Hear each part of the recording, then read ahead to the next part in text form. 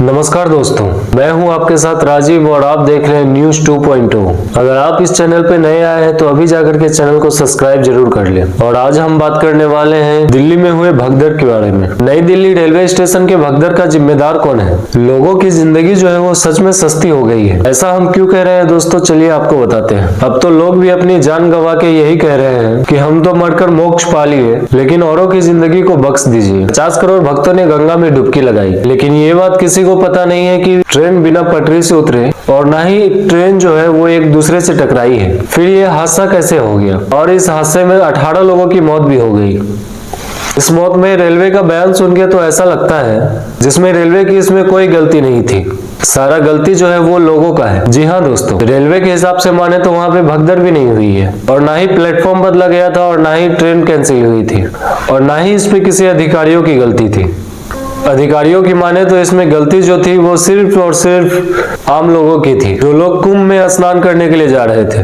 वो लोग जो कुंभ जाके मोक्ष पाना चाह रहे थे, वो देश की राजधानी के सबसे वीआईपी रेलवे स्टेशन पे सिस्टम और सरकार की लापरवाही की वजह से 18 लोगों की मौत हो जाती है। आपको ये बात जान के हैरानी होगी दोस्तों, प्रधानमंत्री आवास से रेलवे स्टेशन की दूरी महज 5 किलोमीटर है, और रेल भवन से नई दिल्ली स्टेशन की दूरी महज 4 किलोमीटर है, और राष्ट्रपति भवन से रेलवे स्टेशन नई दिल्ली की दूरी जो है मात्र 5.25 किलोमीटर है। और अब तक जो संसद में खड़े होकर रेल मंत्री ये दावे कर रहे थे कि महाकुंभ में बहुत ही भव्य इंतजाम रखा गया है, और उसी संसद से रेलवे स्टेशन की दूरी जो है वो महज 3 किलोमीटर थी। नई दिल्ली रेलवे स्टेशन के प्लेटफॉर्म के नंबर 14, वहाँ की प्लेटफॉर्म नंबर 14 की सीढ़ियों और प्लेटफॉर्म नंबर 16 की एक्सीलेटर के पास प्रयागराज जाने वाले यात्रियों में भगदड़ मचने के कारण 18 लोगों की मौत हो जाती है। लोगों को हैरानी इस बात की है, ये हादसा जो है किसी छोटे से गांव के रेलवे स्टेशन पे नहीं हुआ है, दिल्ली के सबसे बड़े वीआईपी स्टेशन पे ये हादसा हुआ है। दिल्ली की रेल मंत्री और वहां की व्यवस्था की बात की जाए,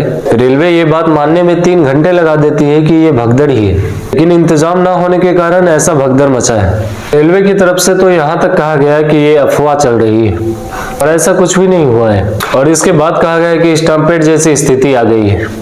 उसके बाद फिर एक स्टेटमेंट आया कि भीड़ बहुत ज्यादा है। उसके बाद सिचुएशन अनकंट्रोल बताकर 18 मौतों को बड़े आसानी से दबा दिया गया। लेकिन शायद रेल मंत्री को ये बात पता नहीं थी कि आने वाली वीकेंड पे श्रद्धालुओं की संख्या जो है वो बढ़ने वाली है। सभी को ये बात पता थी कि आने वाली वीकेंड पे बहुत ज्यादा भीड़ होने वाली है, और लोग जैसे भी हो, कितनी भी मुश्किलों का सामना करना पड़े, वो प्रयागराज जाने वाले हैं। सभी को ये बात पता थी कि शनिवार से ही रेलवे स्टेशन पे बहुत सारे लोग जमा हो रहे हैं। लेकिन हमारे देश के राजधानी के रेल मंत्री जो है छोटी से छोटी, बड़ी से बड़ी समस्याओं को रील बनाकर काफी चर्चा में रहते हैं।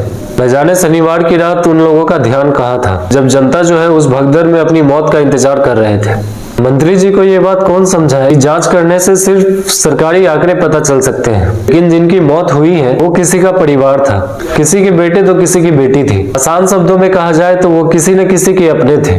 और इस देश में जाने जो है बहुत सस्ती है, और ये बात जानने के लिए आपको बहुत दूर नहीं जाना पड़ेगा। आप इसी देश में रह के, आप इसी स्टेट में रह के, आप इसी जिले में रह के ये बात जान सकते हैं।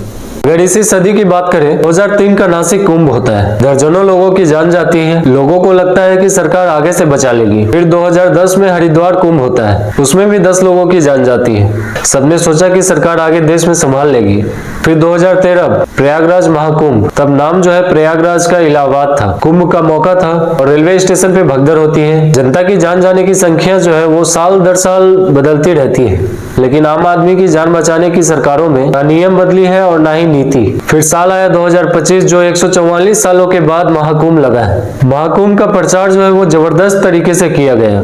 लोगों को ये एहसास दिलाया गया कि इस बार जो है पुख्ता इंतजाम है, आपको किसी भी तरह की परेशानी नहीं होने वाली है। प्रचार प्रसार इस तरह से किया गया कि मानो अगर आपने इस बार कुंभ में नहीं नहाया तो सनातनी धर्म से आपका रिश्ता नाता टूट जाएगा। लेकिन फिर महाकुंभ में भगदड़ मची। 30 जनवरी सुबह 4 बजे भगदड़ मची, और सरकारी आंकड़ा जो है वो सिर्फ 30 मौत का बताती है, और गैर सरकारी आंकड़े की माने तो न जाने कितने लोग इसमें समा गए। लेकिन जनता जो है वो मासूम होती है, और जनता को लगा कि सरकार जो है इस बार भगदड़ में मरने नहीं देगी। लेकिन राजधानी दिल्ली में फिर से भगदड़ मची, और 15 फरवरी शनिवार रात 8 बजे नई दिल्ली रेलवे स्टेशन पे भगदड़, और लोग लोग जो है फिर से चीखते चिल्लाते नजर आए। किसी ने माँ खोया तो किसी ने बहन, किसी ने पिता खोया तो किसी ने बेटा। भगदड़ में लोग ऐसे गिरे पड़े थे कि किसी ने अपने मुंह से सांस देने की कोशिश की तो कोई दिल को दबाकर धड़कन लाने की कोशिश कर रहा था। लेकिन सवाल अब ये उठता है कि इतनी जाने के बाद कि सरकार आगे कुंभ के लिए क्या इंतजाम कर पाती है। और सवाल ये भी उठता है, सबको पता था कि इतनी भीड़ होने वाली है तो रेलवे ने तैयारी क्यों नहीं की?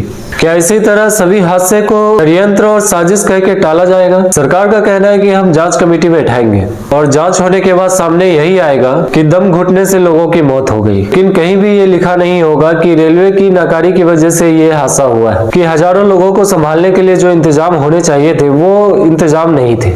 ये दावा किया जा रहा है कि हर घंटे 1500 जनरल टिकट काटकर तरह स्पेशल ट्रेन का प्रचार प्रसार कर को टॉयलेट या उन्हें जहां जगह मिल जाए उन्हें भेजने का इंतजाम था। क्या इस बात पर यकीन किया जा सकता है कि रेलवे को अंदाजा नहीं था कि कितने लोग जुटने वाले हैं?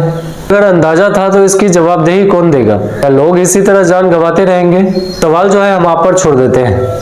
अगर आपको वीडियो अच्छा लगा हो तो इस चैनल को इग्नोर मत कीजिएगा और इस चैनल को सब्सक्राइब करके लाइक जरूर कीजिएगा।